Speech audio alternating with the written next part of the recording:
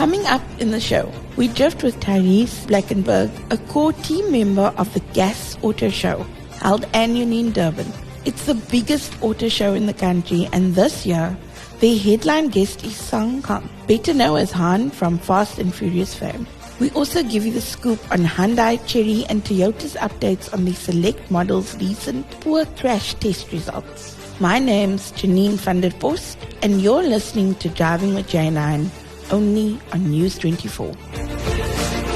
I'm Tyrone Paulson, and you're listening to Driving with J9 on News 24. We are chatting to Tyrese Blakenberg from Gas Motor Show. Welcome, Tyrese. Hi there, J9. How are you doing today? I'm good, and yourself? I am more than good.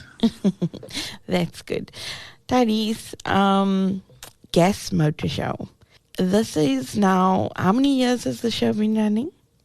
So our first one was around about 2015. Wow. Yes, 2015. Okay. At Daisy Raceway, yeah. Yeah. Before we get into that, I know the show's huge. It's one of the biggest, if not the biggest, automotive show in the country.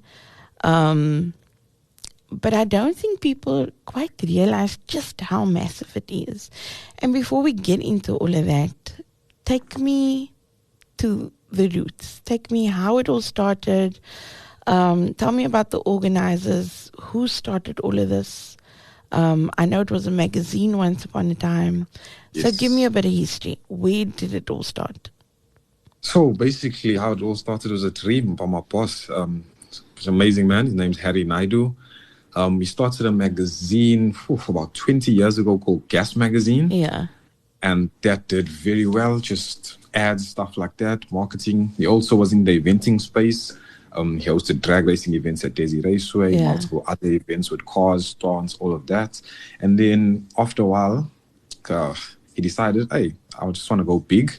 Let me see what I can do for KZN. Everything goes to Joburg or Cape Town. I want to bring a big motor show to KZN. And that's how it basically started. Him and his partner, Yash, came up with the idea. And then from there, they started rolling with it. Yeah.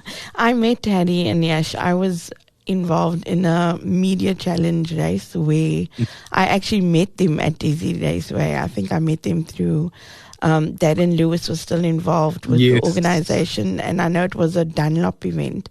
So we had two teams like Dunlop and Falcon, and I was racing with the Dunlop team. And that's where I met Harry and Yashin, and I haven't seen them since. But I know they've been making waves, and I know they're very big and quite involved. The underground scene and just cars in general, racing, all of that. Because we have a massive car culture in South Africa. Massive, absolutely massive. I can agree with you on that. I don't think people understand how massive our car culture actually is. Yeah. Tell me about the show. Where is it being held? How much the tickets cost? And what can we expect? What can people see? And what will make them want to actually, hey, I need to be there. I need to get tickets, even if it means driving to Durban or jumping on a plane. Tell me what we can expect. Okay, so basically, Gas Motor Show. In the last few years, as I said, we started in 2015. Yeah. That was a long time ago. We've come a long ways. So for the past 3 years, we've hosted it at Suncoast International Casino and Hotels. That's been our venue. We've got it down to a T. And what to expect? Where do I even start? We have freestyle motocross, we have spinning, we have drifting, we have massive exhibitions with motorsport and lifestyle. We have JDM icons, we have bikes, we have stunts, we have complete restoration build. Where do I even carry on? There's DJs. We have an after party with some of the best international DJs from around South Africa, as well as from around the world this year. Belgium, America, Italy for stuntmen. So what to expect? There's a lot. I don't know if I can get through everything right now.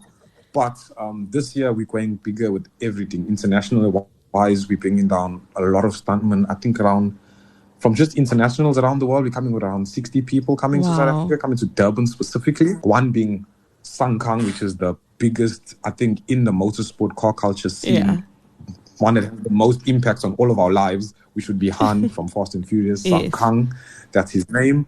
I think that's a huge achievement just for, not even just KZN, for South Africa, just to be able to bring this type of international down to a motor show. I don't think we've thought it's been possible, you know? Yeah. So I think if that doesn't get you to buy a ticket, then I don't know. I think he's in for quite a surprise.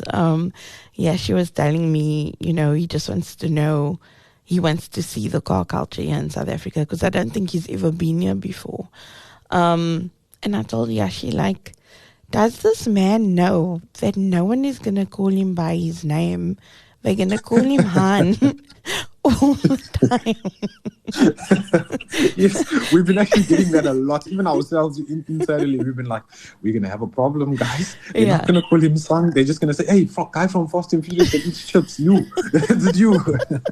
So, yeah, we've been having those conversations with him. But from what we've heard and seen so far, very down-to-earth guy. He just wants to meet the people, see the car culture. And it's very rare to see that in most internationals these days, that they just want to be there for the people, which is what we appreciated when we reached out. And tell me, how many entries do you have? I mean, there's everything under the sun. And I was watching a video, and like I said, I knew it was big, but like the absolute scale of it is massive. And the amount of cars that are on show, I mean, there's sound-offs, there's show and shine. How many cars actually enter? And do you have on display? So, I think cars, to give you a total, will be a bit difficult. Definitely over 1,000 vehicles, maybe more. So, because the way it works is we have a stance arena, we have a classics arena, we have a build-off, plus exhibitors bring cars themselves as well. So we have many exhibitors, they bring each of them for their stands. There'll be no less than 2 cars. At least. So to give you exact numbers, a bit difficult, but there's over 1,000, maybe 1,500 cars maybe at the event. That is insane. And I didn't even realize that the venue could even host those many cars like on display. And that's not even the sections where you're having stunts and all of that. Yes, ma'am. That's crazy. Because like last year I even saw a truck doing drifting with some other cars. Yes. As I say, we try and push the envelope every year. So we sit in the office, we're like, what has something that's never been done before? And we were like, have you ever seen a truck drifting? And we were like, nope. Next thing you know, we made it happen. It was stressful, but like even, for example, last year we had a full air show, like a fully fledged air show, which is not normal because usually we're a car show. But it's just something different. Yeah. Like, it just looks like a massive party for petrolheads. I think that's what it is. And there's quite a big entertainment lineup as well. Like, I've seen quite a few familiar faces on the stages from last year's show at least. So what can we expect this year? Or who can we expect this year? So I usually like to explain it this way. 9 to 5, that's when you get your motoring, your fully bred petrol heads. If you're in for cars, motoring, spinning, drifting, stuff like that, 9 to 5, you will be there the whole day. Then once 5 o'clock hits, we turn down things a bit with motoring. We close off everywhere where there's major spinning or anything like that happening. We open up the action arena, and that's where we start our after party. Okay. So in terms of lineup, everyone knows and loves them. Liquid Deep this year. Nice. They haven't been around for the last 14 years, so they something to look forward to. Another fan favorite from last year, which we're bringing back, Navad Singh. I don't know, he just did something amazing, which I didn't expect myself. Sam Deep from Joburg, good piano DJ. Summer Haynes from Cape Town. So we have some good names. I don't want to give too much, but there's some things to look forward to, some surprise guests and acts as well. But there's only one way to find out that. You'll have to come and see it. Awesome. And tell me, does it cost people to enter their cars? Is there a fee to pay? We do not charge to enter cars, actually. So basically how it works is it's a 2-day event. So for example, I handle the majority of the Stance Arena. That's my baby. Like for me, it's a personal baby of mine. So for Stance entries, how we do it is a general access ticket costs 300 Rand. We charge the entrance 300 Rand, which 600 Rand, which will be 300 Rand per day, which basically we're charging you for the tickets, a general access ticket for the day. So we do not charge for vehicles to be parked or anything like that. We just don't believe in that. Yeah. Okay, that's great. And So entries come to you, right? Is there like a vetting process? Because 100%. surely you get like a lot of entries and you can't accept everyone. 100%. So basically, there's teams that handle each area. Like our sound off area, there'll be a specific team. Classics area, specific team. And stance area, there'll be a specific team. Usually made up of about 3 judges, just so there's fairness. And that's how we do our selection process. Everything gets sent through to a judging panel. Yeah. And then from there, they debate whether the car will be accepted or not based on the criteria that they have. Do you have, so just explain that again. Do you have judges per category or for the entire show and shine? Per category. So for my stance arena, there'll be 3. For sound of cars, there'll be another 3. And then for classics, there'll be another 3. So just to promote fairness across all 3. That's good. Or any, actually. Yeah, no, that's good. I've been a show and shine judge in my past. How's the stress? and I think I was a guest last year and I was very strict. And, you know, my husband was saying, like, just chill, man. These guys, give them a break. And, you know, because you can't have anything in your boot. Your car's got to be clean. If you pulling up, and that's how your car needs to be. You can't tweak it and adjust it. Yes, ma'am. So I'm very hardcore when it comes to that. And I know how you know how much work it is. And pressure as well. Yeah. So because I don't know if I mentioned, we have a build-off that we do every year where we choose some like top 8 best builders in South Africa, give them opportunity to showcase their skills, where we give them prize money just to say, well, thank you for being a part of our car community and our car culture and showing us what South Africans can do. That's which fantastic. I think the judges for that one, they have it tough. Yeah, no, of course. And tell me, what kind of other prizes are there for like the different competitions? Bragging rights, or do you actually win something? So for our build-off, we give you prize money as well as other gifts, such as could be detailing equipment, it could be anything. It just depends on the sponsors of the event for the year. So, for example, like our sound-off, I can't believe I'm forgetting this. Our sound-off breaks world records every single year. Last year, they broke 14 or 13 world records for sound. So besides trophies and bragging rights, they get all small goodies from our sponsors, like detailing packages, some rims or wheels. All just depends on by the time our show happens, the sponsors that are with us and what we can provide them. That is awesome. I'm having serious FOMO already because I probably won't be able to attend. And I actually have to kick myself because I've actually never attended. I need to speak to Harry and Yashi about that because I need to get here. Definitely you need to be there. This year especially. Yeah. But good luck with everything. We'll probably be chatting to you guys again soon. Thank you so much. I really appreciate your time and thank you so much. Hi there, Bobby. Welcome back to our News 24 Cape Town studio. It's always a pleasure being here. Thanks for having me. Bobby is our CEO, or rather the AA's CEO, Bobby Ramagwede. Let's do an update on the recent crash tests we've had. The NCAP Global crash tests for Safer Cars for Africa. So these are 3 cars which are quite good sellers in the South African market. Correct. So I've reached out to these 3 automakers because I wanted to know it's a big concern for safety for motorists. And I wanted to know, since the recent crash test results, what, if there were any updates.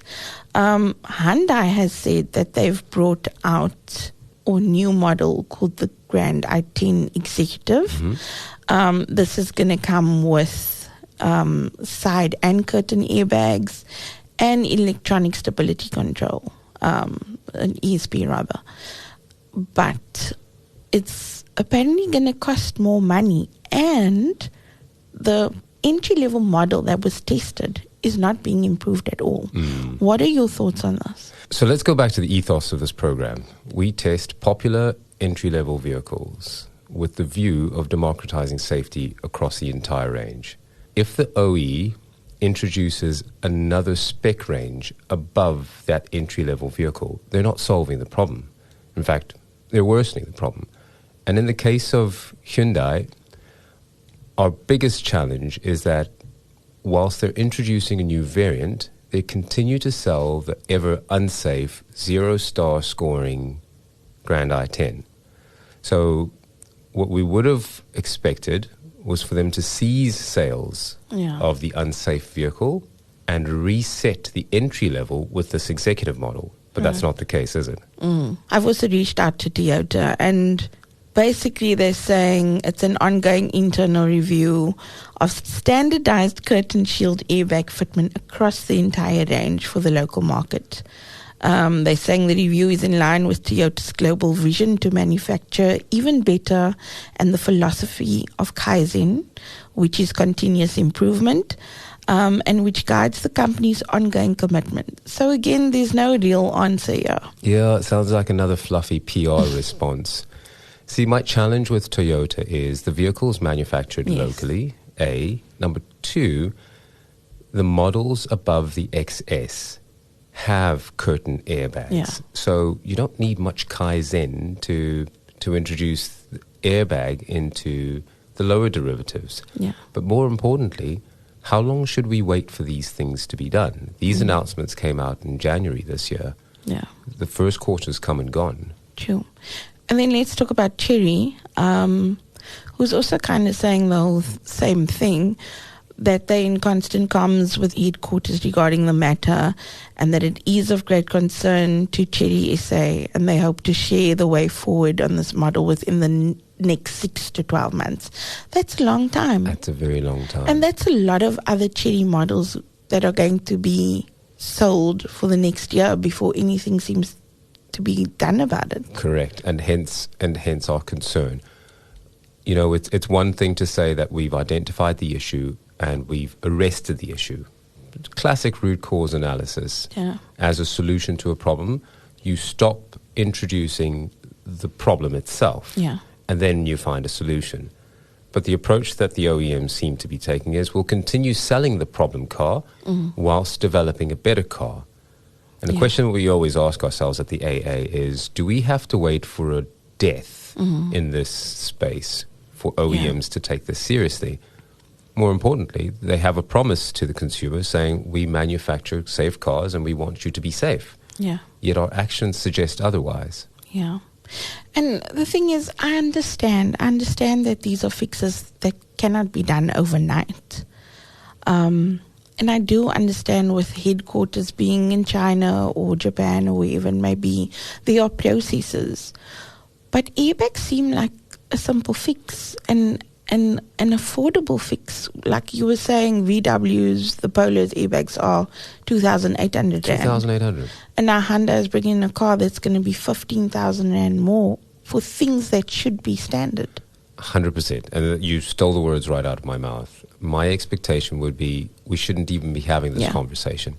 These are settings and levels that should have been employed or applied long before the vehicles enter this market. The fact that we have this program is an indication that your OEs aren't necessarily being true to their promise of safety. Yes, it's there in the higher derivatives, but the vast majority of the consumers of their products are entry-level purchasers. CEO of the Automobile Association, Bobby Ramagwedi. Thank you. Thank you.